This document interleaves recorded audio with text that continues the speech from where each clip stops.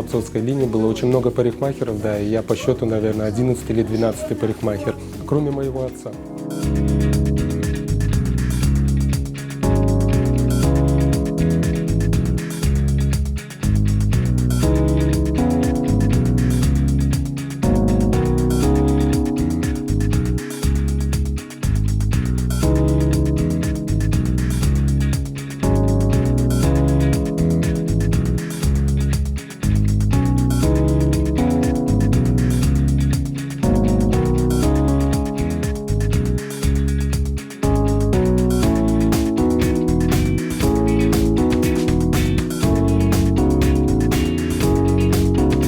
Ну, работать, наверное, с какими-то модными, новыми образами, чтобы это не было что-то заезженное, постоянно одно и то же, под одно и то же.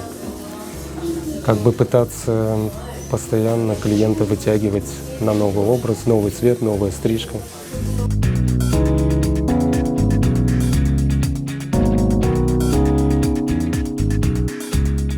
Я как профессионал должен подходить, идет это человеку, да, длина, объем волос.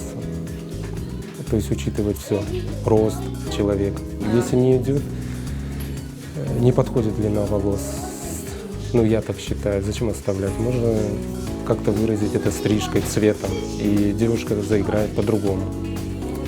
Они не могут этого как бы знать или не знать, мы должны это знать, профессионалы, потому что мы этому учимся.